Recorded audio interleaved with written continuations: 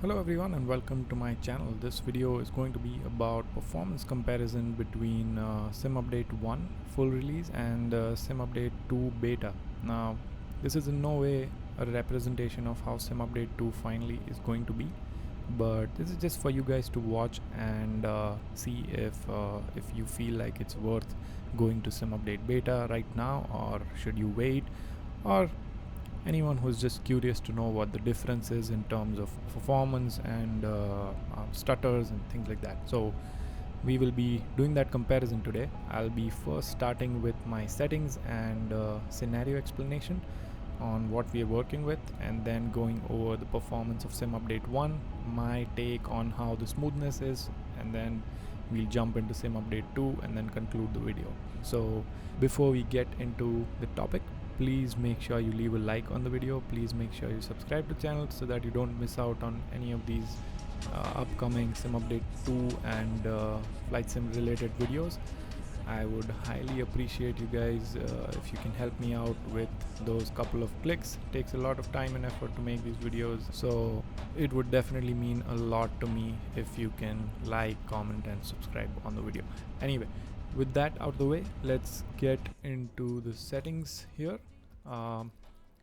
Like always, I'm running the same settings, but for anyone who is coming to this video for the first time on this channel, DLSS quality, and then I'm running TLOD of 200, and I'll just scroll through all the settings so that you know what I'm working with. Alright, so that's it.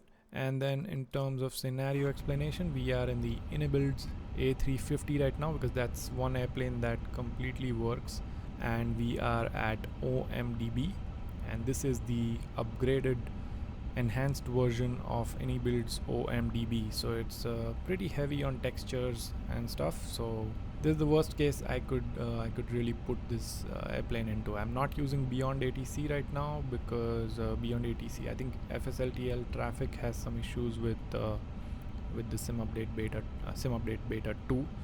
So just to keep things similar and fair. Another thing to note is that Sim Update 2 beta has some memory logging going on, which Asobo has mentioned already, and that's why the performance might be a little bit lower than what the release will actually come with. So we need to keep that in mind as well while we look at these results. Anyway, I have the MSI Afterburner overlay and also the overlay from MSFS here for comparison, and we'll do a quick benchmark where we'll pan the camera so that we can capture 1% lows and 0.1% lows, and also our average FPS. So let's start that benchmark here. You'll see that the 1% low show up here and the 0.1% low show up here. So we'll just quickly pan laterally a few times, and then we'll also pan vertically a few times. You can see we are getting roughly 60 FPS here, and I'm seeing that the smoothness is actually, like, even without using lossless scaling, the smoothness is actually pretty good. I see some jittering going on, but it's very smooth, and that jittering is mainly because of just the monitor refresh rate. Right now let's hop into Sim Update 2 and see how the performance Sim Update 2 beta, and see how the performance looks like there. Okay, so here we are in Sim Update 2 beta now, and won't go over the conditions and everything. It's pretty much the same, weather is same, time same. So yeah, let's start our test on Sim Update 2 beta. I'll enable the benchmarking stuff. So overall, I don't see a big difference in smoothness, like just from the feel of it. Maybe it is a little bit more stuttery than Sim Update 1 was, but I don't know. We'll see what the numbers say when I pull the results and put it on the screen here. But yeah, so 55, 54 FPS, and then 1% lows are going down to 30 FPS, 33, and then 0.1% lows are down to 26. So let me put together these results, and then I'll have that table on the screen, and then we'll talk through that table real quick. Okay, so here's the result of our benchmark. This is directly pulled from MSI Afterburner. So let's start looking at the average frame rates. Average frame rate for sim update 1 was 55.1 FPS, while for sim update 2 it was 52.2 FPS. Now sure, the time is different for the benchmarks, but I just went on for a little too long in the sim update 2, but that shouldn't change our results by a whole lot.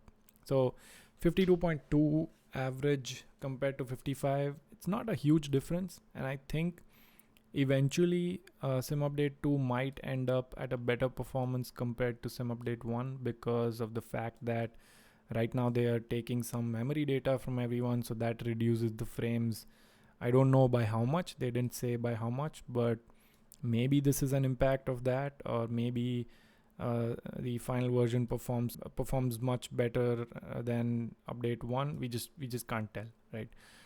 Same way, the minimum and maximum frame rates are also a little bit higher on sim update 1 compared to sim update 2, just like the average frame rate. So nothing to observe here in min and max.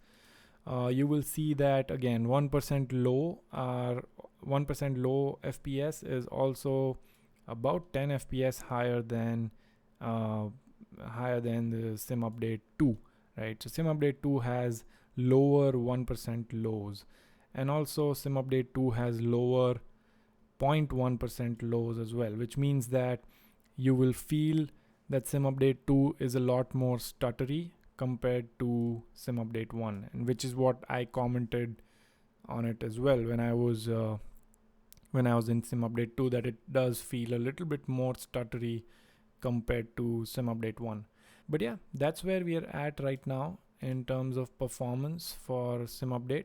And obviously as more updates come out and we start reading these change logs, we will make more videos of comparisons between the two on performance and also on VRAM. If by the way, if you haven't checked out the VRAM video, I just uploaded yesterday, I'll put that in the description as well, or somewhere on the end screens. But yeah, check that out.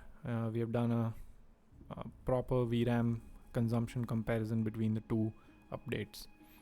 Anyway, that's it for today's video. If you guys are interested in this kind of content, if you guys are interested in flight sim and aviation in general, please make sure you leave a like on the video, and also subscribe to the channel.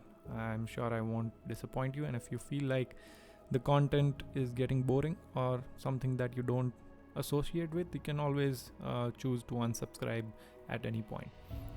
But yeah, that's it for today's video. I will see you guys on the next video or on the next stream.